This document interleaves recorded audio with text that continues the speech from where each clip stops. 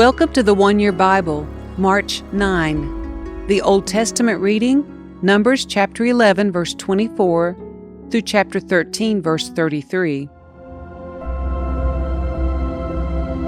So Moses went out and reported the Lord's words to the people. He gathered the 70 elders and stationed them around the tabernacle. And the Lord came down in the cloud and spoke to Moses. Then he gave the 70 elders the same spirit that was upon Moses. And when the spirit rested upon them, they prophesied. But this never happened again. 2 men, Eldad and Medad, had stayed behind in the camp.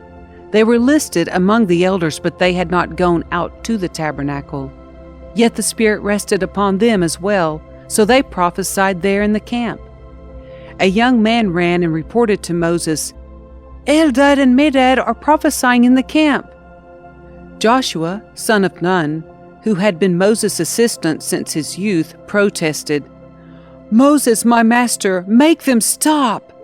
But Moses replied, "Are you jealous for my sake? I wish that all the Lord's people were prophets, and that the Lord would put his spirit upon them all." Then Moses returned to the camp with the elders of Israel.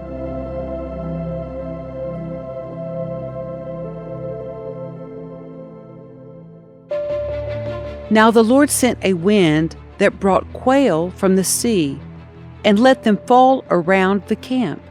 For miles in every direction there were quail flying about 3 feet above the ground.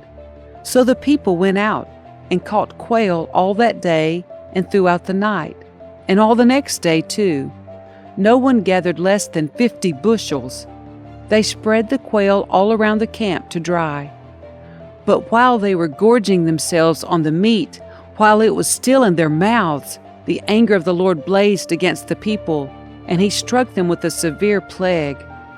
So that place was called Kibroth Hattaavah, which means graves of gluttony, because there they buried the people who had craved meat from Egypt.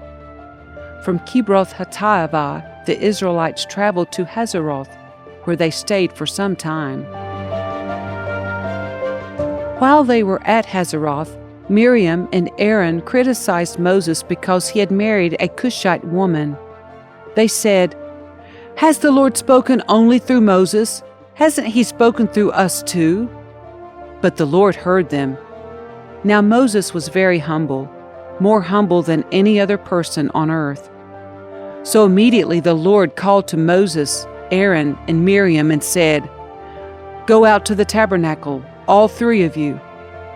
So the 3 of them went to the tabernacle. Then the Lord descended in the pillar of cloud and stood at the entrance of the tabernacle.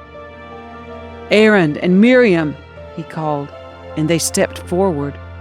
And the Lord said to them, "Now listen to what I say. If there were prophets among you, I, the Lord, would reveal myself in visions. I would speak to them in dreams, but not with my servant Moses. Of all my house, he is the one I trust. I speak to him face to face, clearly and not in riddles. He sees the Lord as he is. So why were you not afraid to criticize my servant Moses?"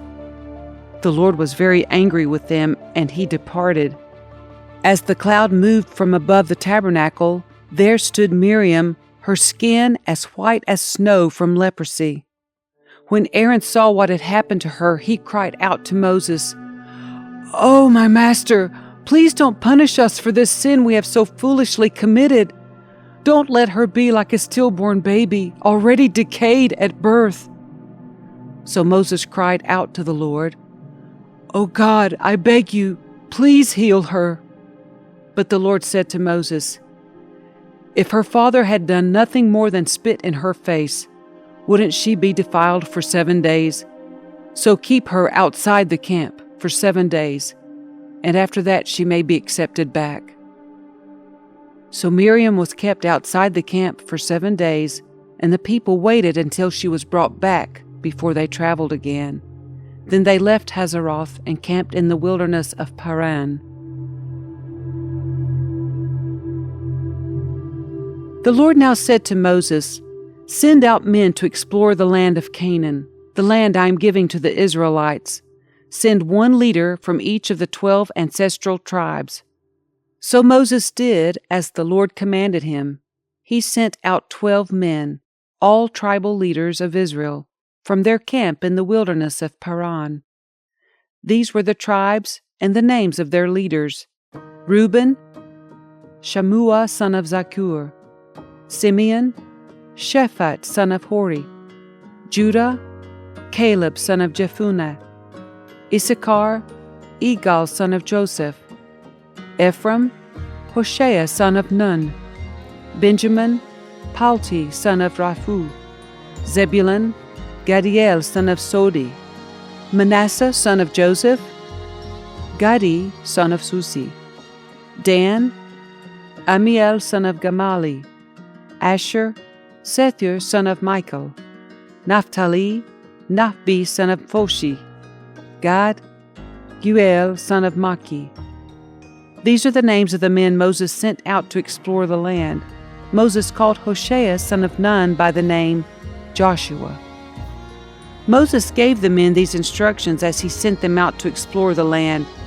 "Go north through the Negev into the hill country. See what the land is like and find out whether the people living there are strong or weak, few or many. See what kind of land they live in. Is it good or bad?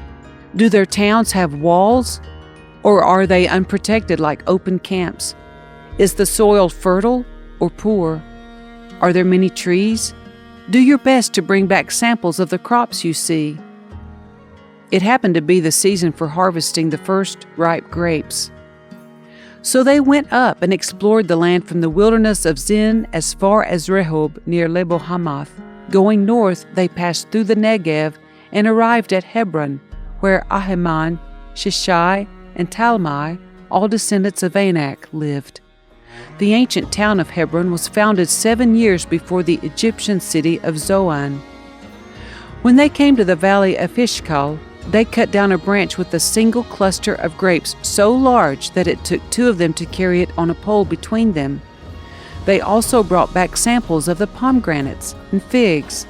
That place was called the Valley of Eshcol, which means cluster, because of the cluster of grapes the Israelite men cut there.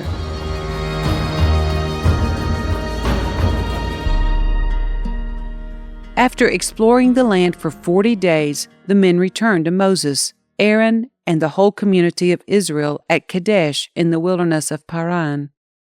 They reported to the whole community what they had seen and showed them the fruit they had taken from the land. This was their report to Moses. "We entered the land you sent us to explore, and it is indeed a bountiful country, a land flowing with milk and honey. Here is the kind of fruit it produces. But the people living there are powerful, and their towns are large and fortified. We even saw giants there, the descendants of Anak. The Amalekites live in the Negev, and the Hittites, Jebusites, and Amorites live in the hill country. The Canaanites live along the coast of the Mediterranean Sea and along the Jordan Valley." But Caleb tried to quiet the people as they stood before Moses. "Let's go at once to take the land," he said. "We can certainly conquer it." But the other men who had explored the land with him disagreed. "We can't go up against them. They are stronger than we are." So they spread this bad report about the land among the Israelites. "The land we traveled through and explored will devour anyone who goes to live there. All the people we saw were huge. We even saw giants there, the descendants of Anak. Next to them we felt like grasshoppers, and that's what they thought too."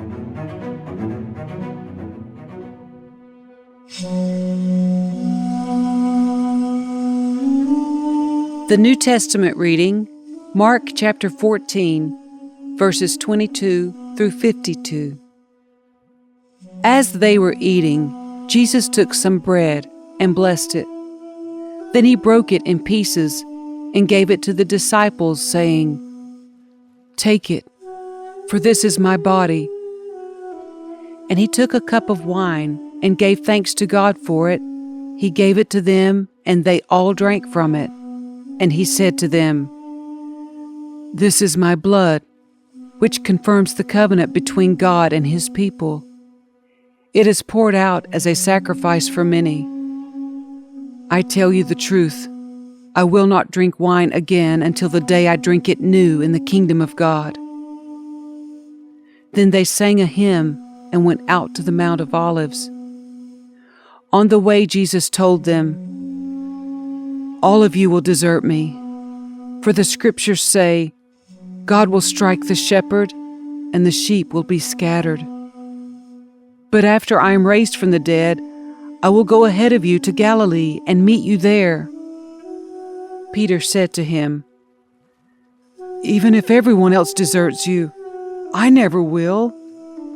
Jesus replied, "I tell you the truth, Peter, this very night, before the rooster crows twice, you will deny 3 times that you even know me."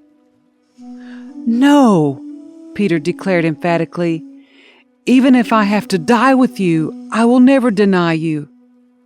And all the others vowed the same. They went to the olive grove called Gethsemane, and Jesus said, "Sit here while I go and pray." He took Peter, James, and John with him, and he became deeply troubled and distressed. He told them, "My soul is crushed with grief to the point of death. Stay here and keep watch with me." He went on a little farther and fell to the ground. He prayed that, if it were possible, the awful hour awaiting him might pass him by. "Abba, Father," he cried out, "everything is possible for you. Please take this cup of suffering away from me. Yet I want your will to be done, not mine." Then he returned and found the disciples asleep. He said to Peter, "Simon, are you asleep? Couldn't you watch with me even 1 hour? Keep watch and pray so you will not give in to temptation. For the spirit is willing, but the body is weak." Then Jesus left them again and prayed the same prayer as before. When he returned to them again, he found them sleeping, for they couldn't keep their eyes open, and they didn't know what to say. When he returned to them the 3rd time, he said, "Go ahead and sleep. Have your rest." But no, the time has come. The Son of Man is betrayed into the hands of sinners.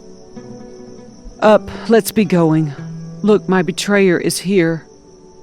And immediately, even as Jesus said this, Judas, one of the 12 disciples, arrived with a crowd of men armed with swords and clubs.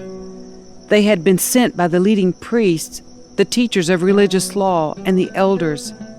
The traitor, Judas, had given them a prearranged signal.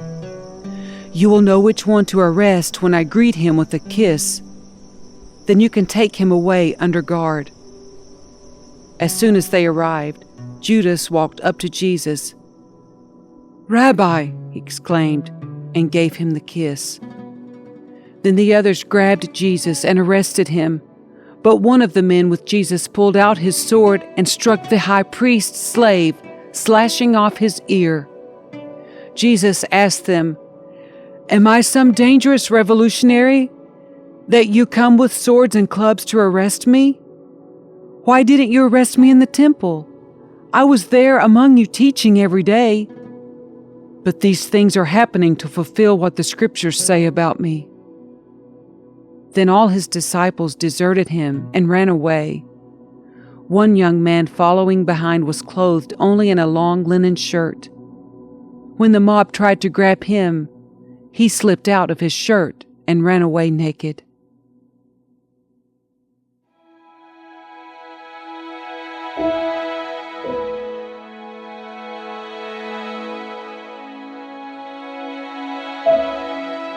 Psalm 52, verses 1 through 9. Why do you boast about your crimes, great warrior? Don't you realize God's justice continues forever? All day long you plot destruction. Your tongue cuts like a sharp razor. You're an expert at telling lies. You love evil more than good, and lies more than truth. You love to destroy others with your words, you liar. But God will strike you down once and for all. He will pull you from your home and uproot you from the land of the living. The righteous will see it and be amazed. They will laugh and say, "Look what happens to mighty warriors who do not trust in God. They trust their wealth instead and grow more and more bold in their wickedness." But I'm like an olive tree, thriving in the house of God. I will always trust in God's unfailing love. I will praise you forever, O God, for what you have done. I will trust in your good name in the presence of your faithful people.